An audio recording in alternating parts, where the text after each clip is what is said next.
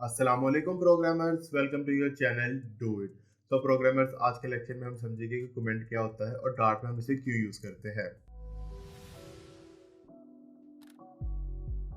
तो programmers, comment का basically काम होता है कि एक नॉन टेक्निकल पर्सन को भी कोड की समझ आ जाए और उसका हमारी सॉफ्टवेयर या हमारी एप्लीकेशन पे कोई इम्पैक्ट ना पड़े। फॉर एग्जांपल, अगर मैं कोई कॉम्प्लेक्स एंड मल्टीपल लाइन का कोड लिखूंगा तो एज अ कोडर मुझे तो समझ आ जाएगी कि मैंने ये कोड का पार्ट क्यों ऐड किया है। लेकिन अगर मैं वो फाइल अपने क्लाइंट को फॉरवर्ड करूंगा तो उसको भी समझ आ जाए कि मैंने कोड के इस पार्ट पे क्या फंक्शन परफॉर्म किया है।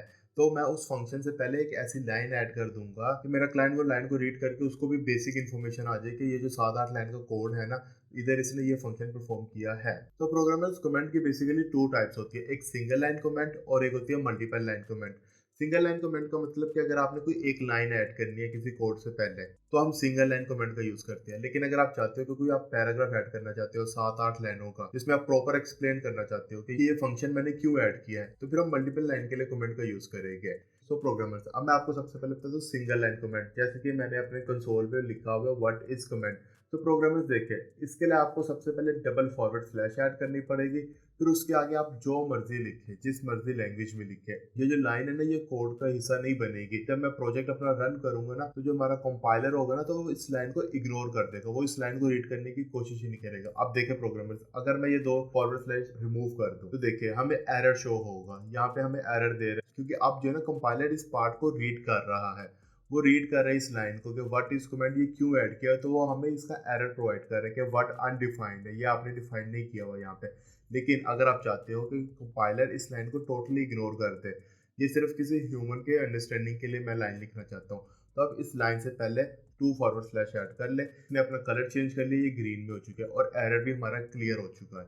तो अब कंपाइलर इस लाइन को टोटली इग्नोर कर देगा। और अब सेकंड टाइप की बात करते हैं। सेकंड टाइप होती है मल्टीपल लाइन को कमेंट करना होता है। तो आप कैसे करोगे? तो उसके लिए आपको फॉरवर्ड स्लैश स्टैरिक और इसके आगे आप कुछ भी लिखना चाहो आप लिख सकते हो। स्पेस दे के नीचे लाइन पे भी लिख सकते हो।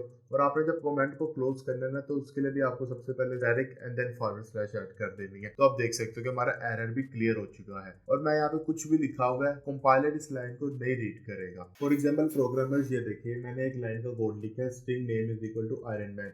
एज अ कोडर मुझे तो समझ आ रही है कि ये एक नेम वेरिएबल है स्ट्रिंग टाइप का, जिसके अंदर मैंने आयरन मैन की वैल्यू को स्टोर किया है।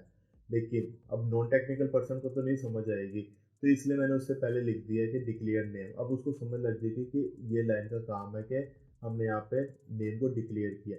और ये नीचे भी आपको पता है कि मैंने सिंपली नेम को प्रिंट किया हुआ है। लेकिन as a non technical person को तो नहीं समझ आएगी, तो उससे पहले मैंने देखिए लाइन ऐड कर दिया टू प्रिंट नेम। अब मैं इसको रन करूंगा तो बेसिकली हमारी कंसोल में जो है ना, हमारा आयरन मैन प्रिंट हो जाएगा। तो प्रोग्रामिंग के पास एक बेसिक एंड इंपॉर्टेंट कॉन्सेप्ट था डार्ट प्रोग्रामिंग लैंग्वेज में। तो that it's for today programmers. तो उम्मीद है प्रोग्रामर्स आपको कमेंट की समझ आ गई होगी। अगर तो वीडियो अच्छी लगी तो वीडियो को लाइक कर देना, चैनल को सब्सक्राइब कर देना। फिर मिलते हैं एक नेक्स्ट लेक्चर में नए टॉपिक के साथ।